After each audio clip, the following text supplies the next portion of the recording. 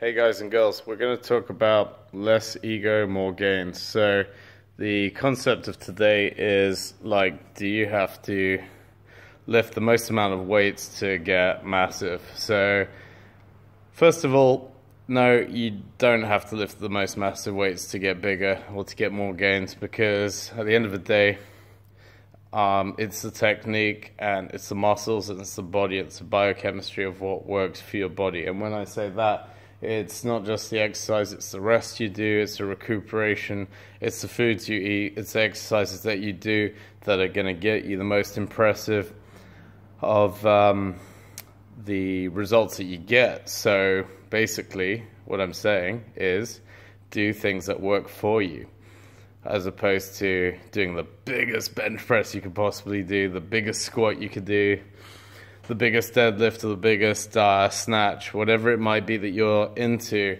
At the end of the day, if you're doing a lunge and you're collapsing and your posture's not good and you're not improving your posture, well, then are you getting the best results that you want? Are you actually activating your glutes? Are you working your foot balance in a way that your posture's getting well, in a way that you're actually engaging the muscles that you're looking to engage? I mean, because if you're not, then you're not actually doing the exercise and you're not actually activating the muscles that you want to activate. So then you would say, am I actually doing the exercise that I want to do? Am I getting the results I want? So if you are hitting massive weights and you're getting injured, or you're not getting the shape that you want, perhaps you're not doing the right nutrition, or perhaps you're not doing the right exercise or the angle that's going to work for you, or the foods that are going to work for you in a way that you want to get the results that you want. So imagine that you've been working on your booty, or you've been working on chest. I mean, these are specific muscles for girls and guys. So for example, a lot of girls at the moment want, because of Instagram and its popularity and the Kardashians, they want that amazing booty. So if it's not getting in the shape that you want, then maybe you're doing the wrong exercises. Maybe you're not doing what works for you, or maybe your nutrition's just completely off. Even though you think you're doing a healthy diet, it's not the diet that's working to get the shape that you want. And if you're a guy and you're not getting the chest that you want, and you've got really poor posture, maybe you're just doing loads of heavy bench press and you're getting shoulder injuries, and you're not getting the results you want, I would say, are you doing sufficient back work, for example? Are you going for heavy reps, or are you just going for the biggest weight that you could do for bench press for 8 to 12 reps? I mean, it's questions like that. So you want to look at what you're doing. Also, if you are going for the biggest weight that you can do, then the other question is, if you're still not getting the results you want, what was my point? I completely forgot. I had something there, guys and girls. I'm just trying to think what it was I was thinking.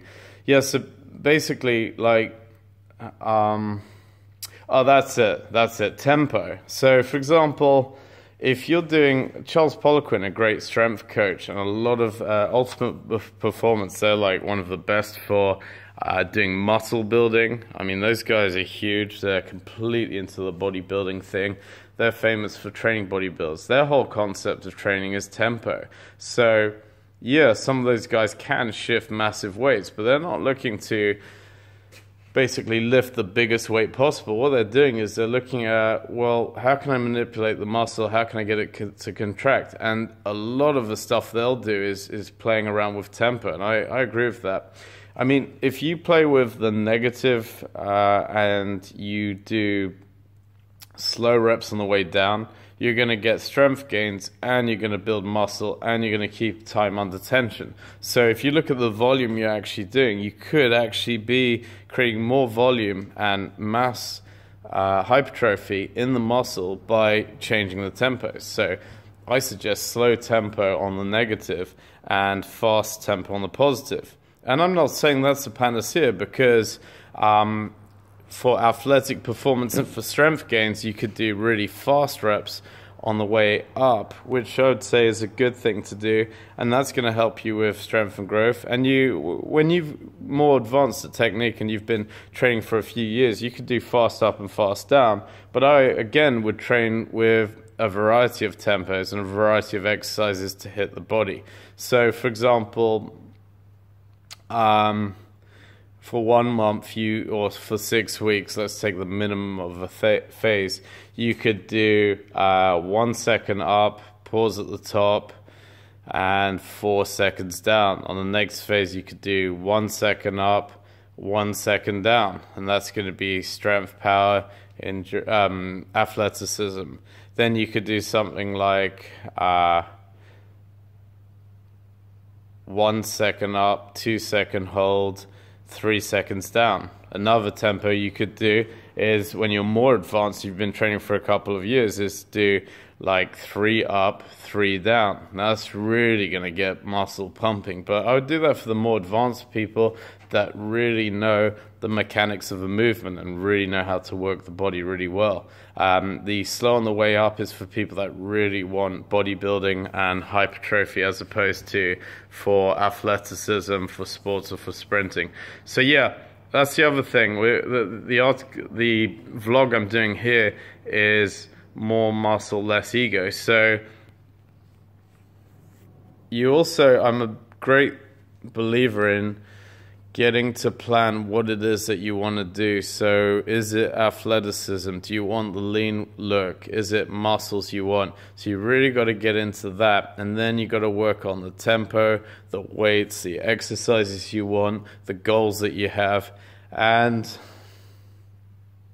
look at like what's hindering you, what's imbalance, what are you flexible in, what are you strong at, and look at really designing like what works for your body, because we've all got a unique code, you know. It's like my fingerprint. I've been saying this quite a bit. We all have a different fingerprint. So if we all have a different fingerprint, I'd say we all have a different genetic code, a different code, and a code that works for us. Now, some of us are so out of tune of ourselves that I'd say get a great personal trainer. I'll point to myself on that one. Get a great coach. Get someone that can really like work on getting the best out of you.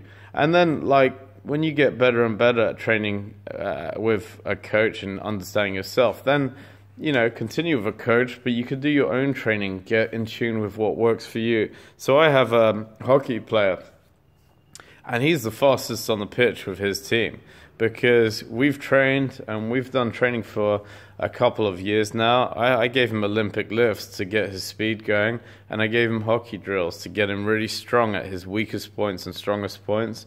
And then we worked the sprint work, because that's the stuff he needs. Now, he's lean, he's strong, he's got great posture, believe it or not. Great posture is going to improve your energy, because great posture means you can breathe diaphragmatically and strongly. So things like that, where you'd think they're not ego muscles. We're not talking about bench press.